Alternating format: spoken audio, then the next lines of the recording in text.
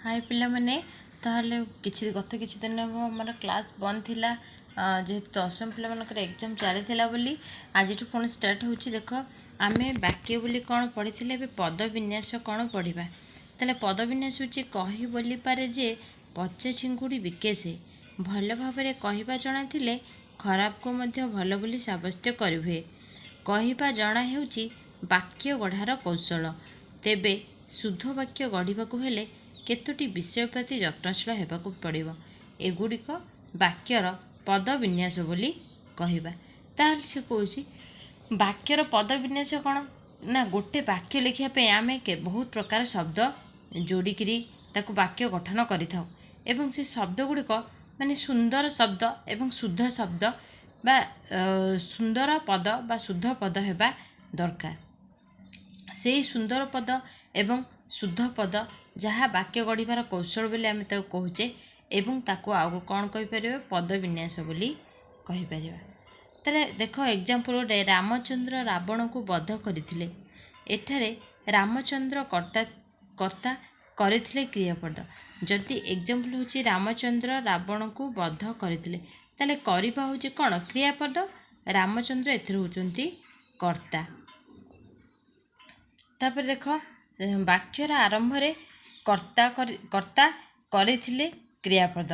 ताले से कहूची वाक्यर आरंभ रे कर्ता और शेष रे क्रियापद रही थाए। देख गोटे वाक्य सेतबेले सुंदर होता आम ताको वाक्य कम्प्लीटली वाक्य बोली कही थाउ जिते वाक्यर आरंभ रे कर्ता थाए एवं शेष रे क्रियापद रहे। तुम ये नुआ जिनस जान। तो 2 नंबर देख अक्षय गोटे भल गीत गाइले। गाइले हूँ क्रियापद। गीत तुम हूँ कौन कर्म। गीत पर गाइले रही है। तो सी कह गाइले हूँ गोटे क्रियापद। आम खाली कर्ता और क्रिया रामचंद्र वध करवा ये केवल कर्ता और क्रिया थिला। इटी किंतु कौन अच्छे अक्षय गोटे भल गीत गाइले। अक्षय हूँ आमर कर्ता गाइबा हूँ क्रिया भल गीत हूँ कौन कर्म। वाक्यर क्रिया सकर्मक होते कर्मपदटी क्रिया पूर्वर रही थाए। अर्थ सकर्मक पिला माने कौन जान सकर्म अर्थ कर्म सहित जो क्रिया थाए है। वाक्यटी रे कर्म थाए एवं क्रिया थिले ताको सकर्मक क्रिया कह जाए एवं जोटी कर्म न थाए ताको अकर्मक क्रिया कह जाए। तो वाक्य रे क्रिया सकर्मक होते कर्मपदटी क्रिया पूर्वर रुहे। से कहूँ वाक्य रे जदि क्रियाटी सकर्मक होइतो अर्थ कर्म सहित थिबो तेबे कर्मपदटी क्रिया पूर्वर रुहे। सब बड़ जानथिबो जदि गोटे वाक्य रे कर्ता थिबो कर्म थिबो क्रिया थिबो कर्मटी कौन करथिबो ना क्रिया पूर्वर ही थाए। सेमिति पंडित शिष्य मानकु उपदेश देले।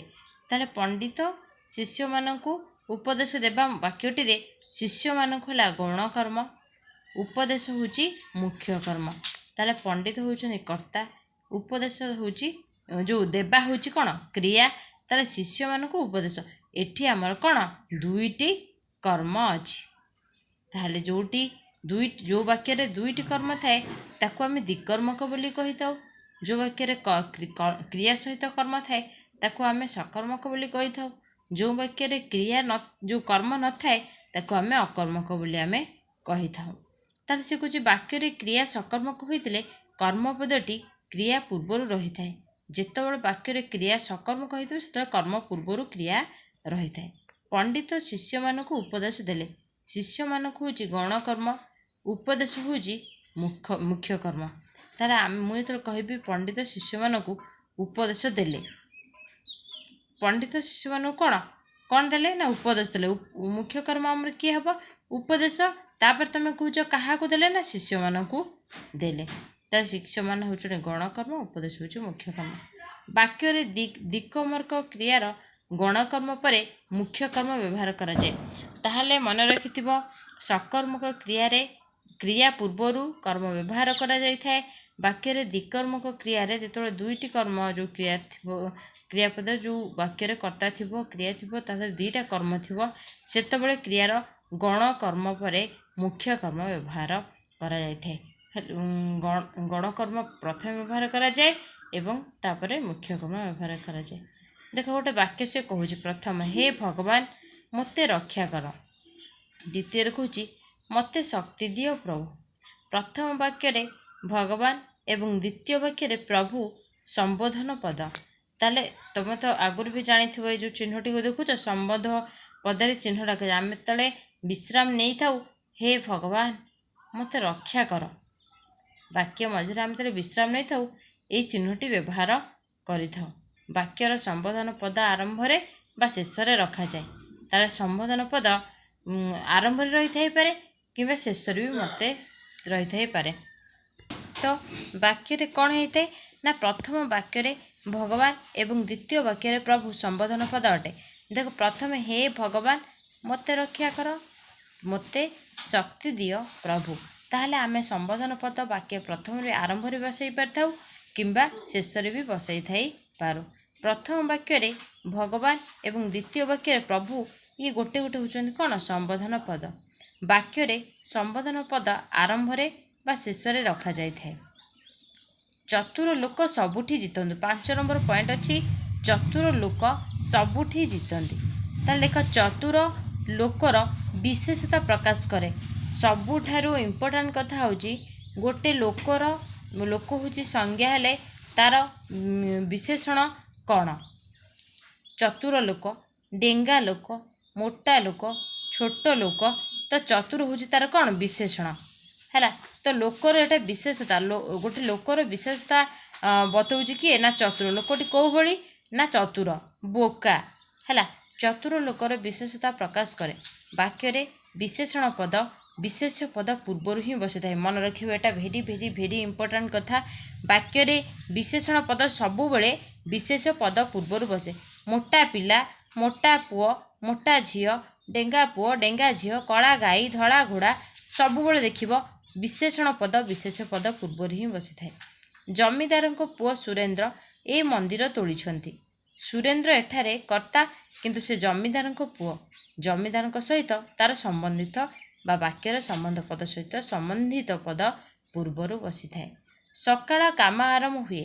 ସକାଳେ ଅଧିକରଣ କାରକ, ସେ ଯେଉଁଟାକି ବାକ୍ୟର ଆରମ୍ଭରେ ଅଛି। ବାକ୍ୟର ଆରମ୍ଭରେ ବେଳେବେଳେ ଅଧିକରଣ କାରକ ବି ରହିଥାଏ। ଏହା କେବଳ ସମ୍ଭବ ହେବ କଠିନ ଶ୍ରମ ଦ୍ୱାରା। କଠିନ ଶ୍ରମ ଦ୍ୱାରା ଉପରେ ଗୁରୁତ୍ୱ ଆରୋପିତ। ଗୁରୁତ୍ୱ ଆରୋପ ପାଇଁ ଯେକୌଣସି ପଦ ବାକ୍ୟର ଶେଷରେ ବି ବସିପାରେ। ତୁମର କାମ ହେଉଛି ଘର ଜଗିବା, ଅର୍ଥ ତୁମକୁ ଅଧିକ ଗୁରୁତ୍ୱପୂର୍ଣ୍ଣ ଦିଆହେଉଛି କାରଣ ତୁମେ ଘର ଜଗିବ। ତେଣୁ ଆରମ୍ଭରେ ବି ବସିଥାଇପାରେ, ଶେଷରେ ବି ବସିଥାଇପାରେ। ତୁମର କାମ ହେଉଛି ଉପରେ ଗୁରୁତ୍ୱ ଅଛି, ଏଣୁ ଏହା ବାକ୍ୟ ଆରମ୍ଭରେ ରହିଛି ବା ଶେଷରେ ବାକ୍ୟ ଆରମ୍ଭରେ ଗୁରୁତ୍ୱ ଆରୋପଣ ପାଇଥିବାକୁ ବାକ୍ୟାଂଶ ବି କହିଥାଉ ବା ବାକ୍ୟାଂଶ ବି ବସିପାରେ। ରମେଶଙ୍କ ବିନା ଏ କାମ ହୋଇପାରିବ ନାହିଁ। ଏଠାରେ ବିନା ଅବ୍ୟୟ ପଦ ଓ ଏହା ରମେଶଙ୍କ ସହିତ ସମ୍ବନ୍ଧିତ ବାକ୍ୟରେ ପଦାନ୍ୱୟୀ ଅବ୍ୟୟ ସମ୍ବନ୍ଧିତ ପଦର ପରେ ବ୍ୟବହୃତ ହୋଇଥାଏ।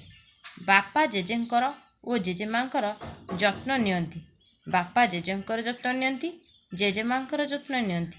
ବାକ୍ୟରେ ବିଭିନ୍ନ ବ୍ୟକ୍ତିଙ୍କର ସମ୍ବନ୍ଧ ବୁଝାଇବାକୁ ହେଲେ ପ୍ରତ୍ୟେକ ସମ୍ବନ୍ଧ ପଦ ବିଭକ୍ତି ଯୁକ୍ତ ହୋଇଥାଏ। ଦେଖ ପ୍ରଥମେ ଚନ୍ଦ୍ରମୋହନ କଟକ ଗଲା ନାହିଁ। ଦ୍ୱିତୀୟରେ କାଲି ତମେ ଘରେ ନଥିଲ। ପ୍ରଥମ ବାକ୍ୟରେ ନାହିଁ ଗଲା ପରେ ଓ ଦ୍ୱିତୀୟ ବାକ୍ୟରେ ନଥିଲି ପୂର୍ବ।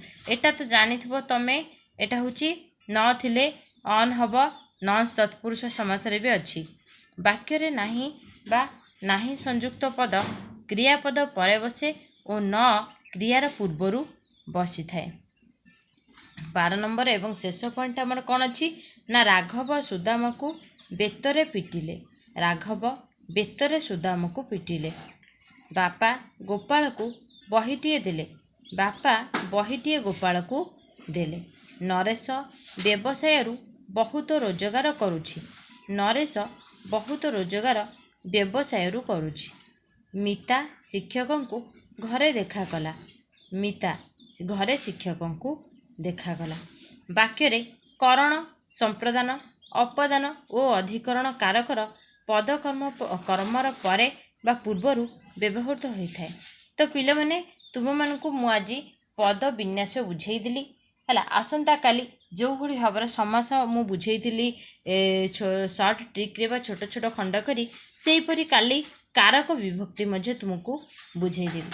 ଏହିପରି ଭଲ ଭିଡ଼ିଓ ଦେଖିବା ପାଇଁ तुमे मैंने मो चैनल को सब्सक्राइब करबा सहित ढेर सारा भल पाइबा कमेंट शेयर करबा दरकार। धन्यवाद।